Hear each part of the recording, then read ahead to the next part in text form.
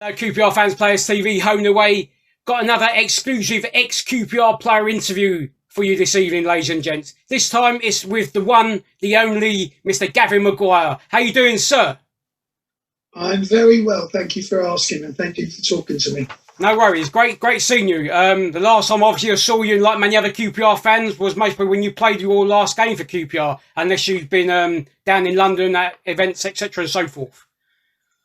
Yeah, no, it must be. I mean, I've been down at Rangers, I think, once since finishing there, to watch a game, and also I think it was last year, just before Christmas, Gavin Peacock did something like a programme on the BBC, and myself and Jimmy Carter met up with him there. Okay, cool. Which was really nice to do, yeah. Okay, so since leaving QPR, obviously, have you kept out for their results or not, or don't you bother with football anymore now?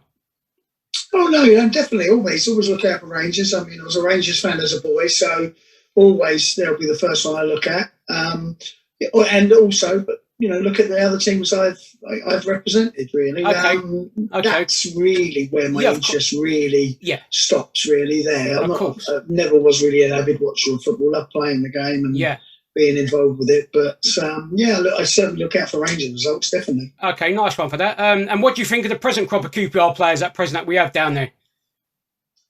Yeah, I mean, it's obviously, if we're judging it on, it's a bit too early to say yet, but you've put me on the spot. With what I know, or what I think I know of what's going on, I think they've got a great chance to have a really good season. Well, yeah, I mean, whether you as fans or as a team, players, I'm sure, do want to get up to the next level. Yeah, I don't know whether it's a necessity. I love the Championship, I must admit. I think the football is amazing. Yeah. But if you happen to find yourself flying high and you get promotion, hopefully a lot of people would view that as a bonus. Well, of course, yeah. I mean, obviously time will tell, because there's a few new players that have actually come in recent months as well. Obviously the club needed to kind of expand their squad, because obviously it was a bit short, and with all the games coming up, etc. Obviously we're within the budget as well, of course, with scenarios with COVID, but also as well with the FFP thing, etc. and so forth. But anyway, we'll crack on with the Q&A and not keep any more time, Gavin. Thank you very much for joining me on QPR Fans and Players TV, home and away.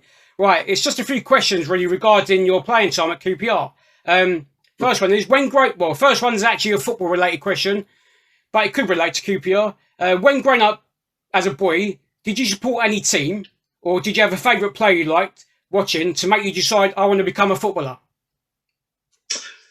Yeah, as I said, I was a QPR fan as a boy. Always, I was, my family, my mum and dad were basically grew up in their adult years in Shepherd's Bush. I was born in Hammersmith Hospital. So I think obviously because of that, QPR was always going to be the team I would support. And and was thrilled and honoured and surprised and everything else that I was fortunate. Well, exactly. I suppose it's a bit like Albert Udomo, who's just recently joined us. He's a big QPR fan. I mean, as he said in one of the interviews that he'd done with the media team at QPR, it's every fan's dream to play for the team you support. And luckily for a few of them, they've actually done it. So, it must be like crazy to actually. It is. It's, we appreciate as players we're lucky enough to do the job in the first place. And, but if you are one of the even more lucky ones to play for the team that you support, it is a hell of a feeling. It is, I can imagine. Next question. What year did you join QPR? I left school in 86, so 1986 as an apprentice. Okay, thank you very much. Can you remember what team you made your debut against for QPR? Yeah, it was against Oxford United away. Okay, did we win? I can't remember. I think we did. Yeah, I think we did. Okay. I didn't really. It was interesting actually. I didn't know I was playing until about 40 minutes before kickoff. Smithy hadn't told me. Yeah. So I didn't really get a chance to get nerves really. Okay. but yeah, really enjoyed it. So Okay. a big surprise to do it, and Of course. Next question. I should have looked up on Wikipedia and stuff. As for goals scored, I mean, did you score it? I can't remember. Yeah, you should have done. Yeah, because, what in training? I'll have to give you some that I did in training. Right, okay. There wouldn't be many of them either.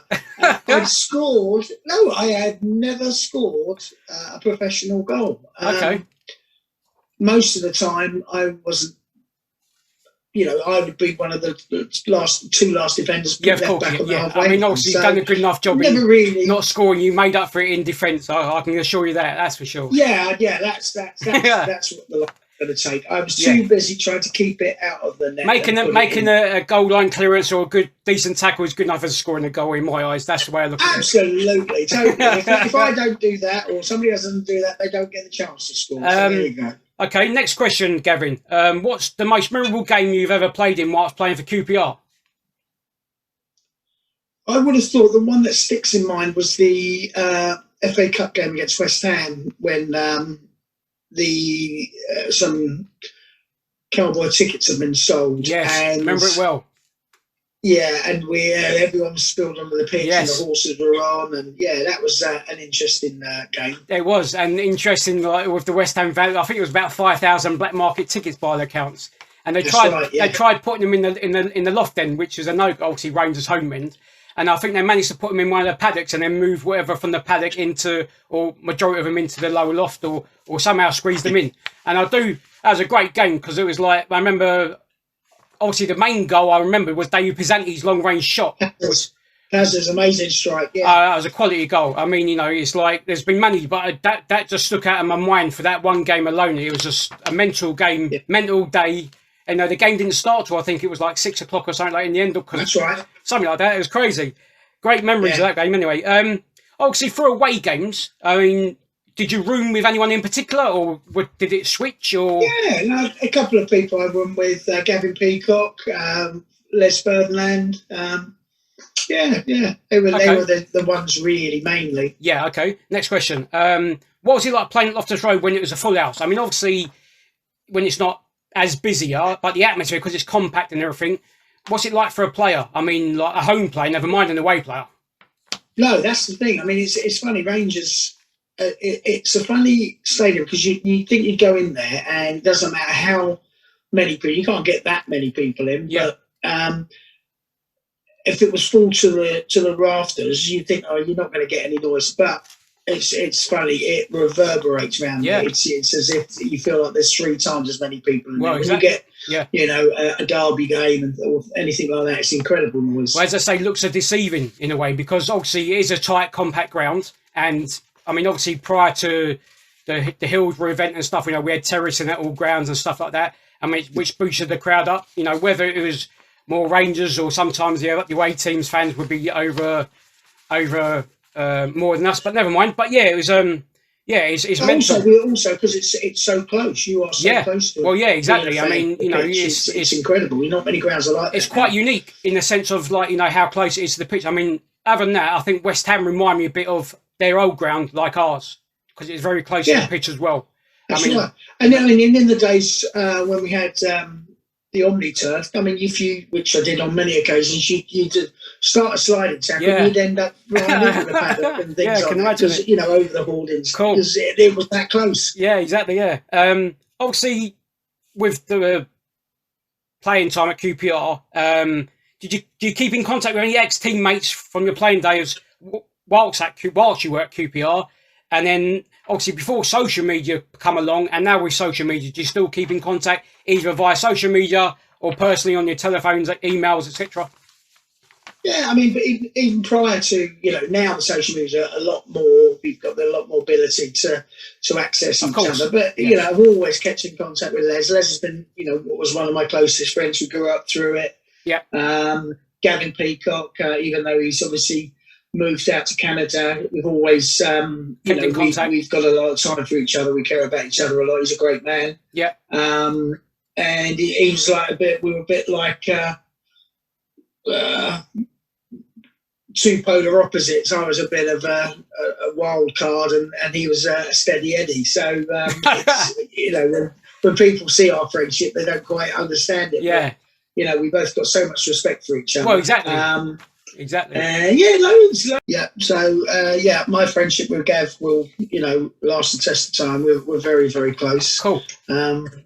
I managed to, for my birthday last year, end of last year, I went to watch a show down in Brighton and timed it in with meeting up with John Budge and his partner. Okay.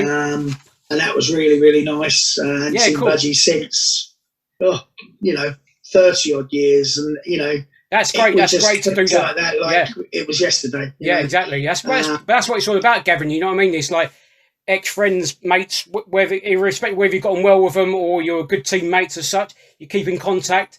I suppose it's no different to any other normal person, really. Like, you know, with a social media.